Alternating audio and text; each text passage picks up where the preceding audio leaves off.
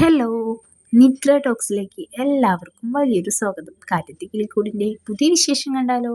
അങ്ങനെ നമ്മൾ സുഭാഷ് ചേട്ടന് വേണ്ടി ഇപ്പോൾ പെണ്ണ് കാണാനൊക്കെ പോയിട്ടുണ്ട്. അപ്പോൾ അവിടുന്ന് ഇപ്പം അവർ തമ്മിൽ പരസ്പരം സംസാരിക്കുകയാണ്. അപ്പോൾ അവർ പറയാണ് ആദ്യം ചെക്കനും പെണ്ണും ഒന്ന് സംസാരിക്കട്ടെ എന്ന് പറഞ്ഞിട്ട് അവർക്ക് കുറച്ച് സ്പേസ് കൊടുക്കുകയാണ്.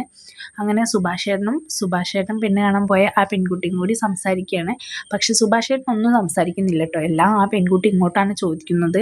അപ്പോൾ തന്നെ പെൺകുട്ടിക്ക് കാര്യം മനസ്സിലായി. സുഭാഷ് ചേട്ടൻ കുറച്ച് സംസാരത്തിൻ്റെ കാര്യത്തിൽ ബാക്കോട്ടാണെന്ന്.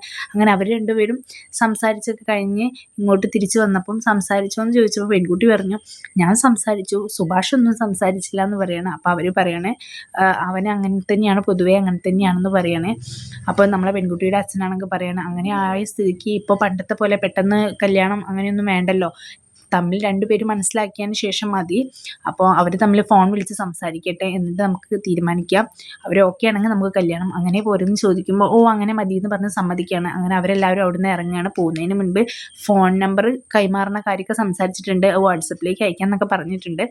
എന്തായാലും ഇനി അങ്ങനെ സംസാരിച്ചിട്ട് ഓക്കെ ആണെങ്കിൽ കല്യാണം മതി എന്നാണ് അവരിപ്പോൾ തീരുമാനിച്ചത്. എന്തായാലും സുഭാഷ് ചേട്ടൻ അത് സെറ്റ് ആവില്ലെന്ന് നമുക്ക് എന്തായാലും വെയിറ്റ് ചെയ്ത് നോക്കാം. ആ പെൺകുട്ടിയെ സംബന്ധിച്ച് അത് ഓക്കെ ആണെന്ന് തോന്നുന്നുണ്ട്. കാരണം അവൾ നല്ല സന്തോഷത്തിലായിരുന്നു. എന്തായാലും നമുക്ക് വെയിറ്റ് ചെയ്ത് നോക്കാം ഇത് എവിടം വരെ എത്തും എന്നൊക്കെ. എന്തായാലും ഇപ്പം നിധിയുടെ ഏട്ടത്തിയുടെ കോൾ വന്നിട്ടുണ്ട്. ഏട്ടത്തി നിധിയോട് ചോദിക്കുന്നുണ്ട് എന്നോട് ദേഷ്യം ഉണ്ടോയെന്ന്. അപ്പം നിധി പറയുന്നത് ഞാൻ അന്ന് അങ്ങനത്തെ ഒരു ഇതിൽ അങ്ങനെ പറഞ്ഞതാണ്, എനിക്ക് കുഴപ്പമൊന്നുമില്ല, സോറി എന്നൊക്കെ പറയുന്നുണ്ട്. പിന്നെ നിന്നെ അതിൻ്റെ മുന്നേ വിളിച്ചിരുന്നു കിട്ടിയില്ല എന്ന് ഏട്ടത്തി പറയുമ്പോൾ ഞാൻ പുറത്ത് പോയതായിരുന്നു അപ്പോൾ കണ്ടില്ല എന്ന് പറയുമ്പോൾ എങ്ങോട്ടാണ് പോയതെന്ന് ചോദിക്കുമ്പോൾ ഒറ്റയ്ക്ക് പോയെന്നൊക്കെ ചോദിക്കുമ്പോൾ എല്ലാ ഇവിടുത്തെ അച്ഛനും ഫാമിലിയും ഒക്കെ ഉണ്ടെന്ന് പറയുമ്പോൾ അച്ഛൻ ഫാമിലി, നിനക്ക് അവിടെ ഫാമിലിയൊക്കെ ഉണ്ടോയെന്ന് ഏട്ടത്തി ഇങ്ങനെ ചോദിക്കുകയാണ്. അപ്പോൾ നമ്മളെ നിധിയുടെ ഈ സംസാരം കേട്ടിട്ട് ഏട്ടത്തി ആകെ ഒന്ന് ഞെട്ടുകയാണ്. കാരണം ഫാമിലി അച്ഛൻ എന്നൊക്കെ പറയുമ്പോൾ ഈ കുടുംബമായിട്ട് നിധിക്ക് കൂടുതൽ അറ്റാച്ച്മെൻ്റ് ആയോ എന്നൊക്കെ നമ്മളെ ഏട്ടത്തി ആലോചിക്കുകയാണ്. അപ്പോൾ നമ്മളെ നിധിയാണെങ്കിൽ പറയുന്നുണ്ട് ഞങ്ങളിവിടെ സുഭാഷ് ഏട്ടൻ്റെ പെണ്ണ് കാണാൻ വേണ്ടി പോയതാണ്. സുഭാഷ് ഏട്ടനോ, ആരെ സുഭാഷ് ഏട്ടൻ എന്ന് പറയുമ്പോൾ സുധീഷിൻ്റെ ഏട്ടനാണെന്നൊക്കെ പറയുന്നുണ്ട്. ഇതൊക്കെ കേൾക്കുമ്പോൾ ഏട്ടത്തി ഞെട്ടു കേട്ടോ. എന്താണ് അവൾക്ക് ഇത്രയും അറ്റാച്ച്മെൻറ്റ് കൂടാൻ കാരണം എന്നൊക്കെ വിചാരിക്കുന്നുണ്ട്. അങ്ങനെ നിധിയാണെങ്കിൽ പറയുന്നുണ്ട് ഞാനാണ് ഓർഗനൈസ് ചെയ്തത്, മാട്രിമോണിയിൽ കൊടുത്തത് ഞാനാണെന്നൊക്കെ പറയുമ്പോൾ നീ എന്തിനാ ആവശ്യമില്ലാത്ത കാര്യത്തിലൊക്കെ തലയിടാൻ പോയത്, അതൊക്കെ പ്രശ്നവും, എത്ര കാലം നീ അവിടെ ഉണ്ടാവുമെന്ന് നിനക്ക് തന്നെ അറിയില്ല, പിന്നെ എന്തിനാ നീ ഇതിൽ ഇടപെടാൻ പോയതെന്നൊക്കെ ചോദിക്കുന്നുണ്ട്. അപ്പോൾ അവൾ പറയുന്നുണ്ട് നിങ്ങളോട് എനിക്കിത് പറഞ്ഞാൽ മനസ്സിലാക്കി തരാൻ പറ്റില്ല, ഈ ഒരു ഫോൺ കോളിലൊന്നും പറഞ്ഞാൽ തീരില്ല എന്നൊക്കെ പറയുന്നുണ്ട്. ഈ വീട്ടിലേക്കൊരു പെണ്ണ് വരണം, എന്നാലേ എനിക്കിവിടെ നിന്ന് ഇറങ്ങാൻ പറ്റുള്ളൂ, പെണ്ണ് വാഴാത്ത വീടാണെന്നൊക്കെ പറയുന്നുണ്ട്. അപ്പം ഞാനിവിടെ നിന്ന് ഇറങ്ങിക്കഴിഞ്ഞാൽ അത് അങ്ങനെ തന്നെയാവും, അത് ഇവിടെ ഉള്ളവർക്ക് കൂടുതൽ വിഷമമാവും. സുഭാഷ് ചേട്ടനെ എനിക്ക് വലിയ ഇഷ്ടമാണ്, സുഭാഷ് ചേട്ടൻ്റെ എന്നെയും തിരിച്ച് അങ്ങനെ തന്നെയാണ്, എനിക്ക് നല്ലൊരു ബ്രദറാണ്, അതുകൊണ്ട് എനിക്ക് ഇവിടെ നിന്ന് അങ്ങനെ ഇറങ്ങാൻ പറ്റൂല, പെട്ടെന്ന് ഇറങ്ങാനൊന്നും പറ്റൂല, വീട്ടിലുള്ളവർക്ക് എന്നെ വലിയ കാര്യം എന്നൊക്കെ പറഞ്ഞിട്ട് വീട്ടുകാരെയും വീടിനേക്ക് ഇത് നല്ല രീതിയിൽ അപ്രീഷിയേറ്റ് ചെയ്ത് പറയുന്നുണ്ട് കേട്ടോ. ഏട്ടത്തിയാണെങ്കിൽ ഫുൾ നെഗറ്റീവായിട്ടാണ് പറയുന്നത്.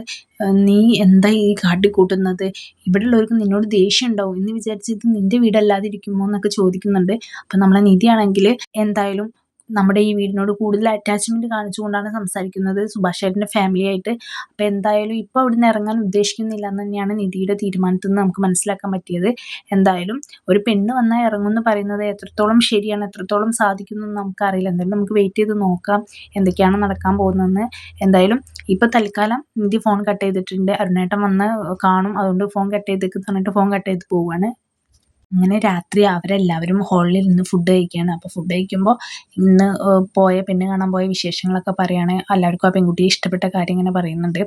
നികേഷ് ആണെങ്കിൽ പറയുന്നുണ്ട് നമ്മളിന്ന് പോയ വീട് വലിയ പൈസക്കാരൊന്നും ഇല്ല എന്നുണ്ടെങ്കിലും നമ്മളെക്കാളും വലിയ വീടാണെന്നൊക്കെ പറയുന്നുണ്ട്.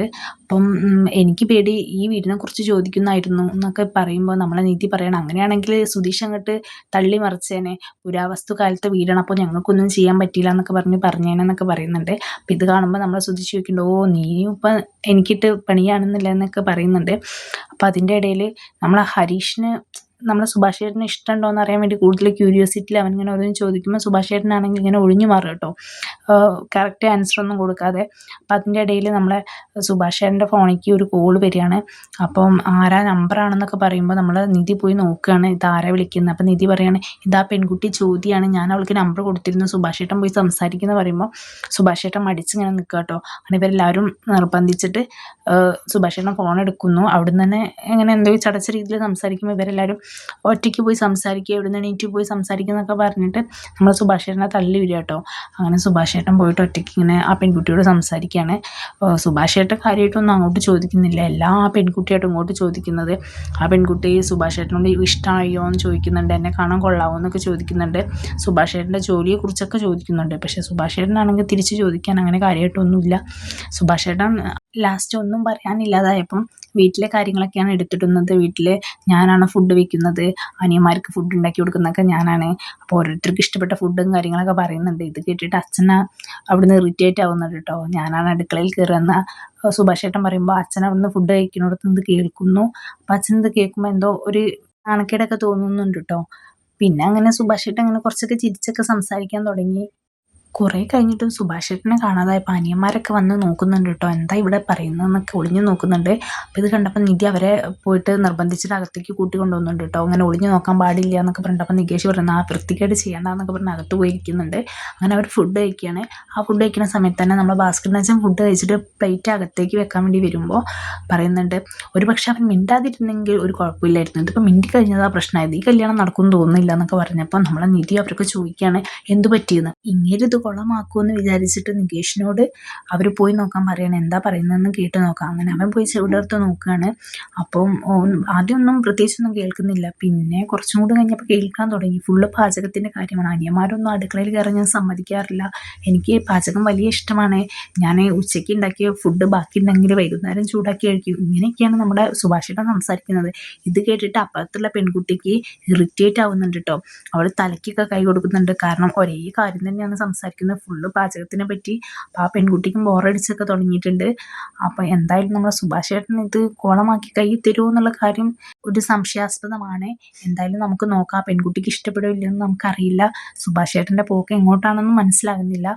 ഒരുപക്ഷെ സുഭാഷ് ചേട്ടൻ്റെ ക്യാരക്ടർ ഇങ്ങനെ ആയതുകൊണ്ടായിരിക്കും കേട്ടോ. അത് പെൺകുട്ടി മനസ്സിലാക്കി കഴിഞ്ഞാൽ കുഴപ്പമില്ല. എന്തായാലും കാറ്റത്ത് കിളിക്കൂട്ടിൽ ഇനി എന്തൊക്കെയാണ് സംഭവിക്കാൻ പോകുന്നതെന്ന് നമുക്ക് കാത്തിരുന്ന് കാണാം.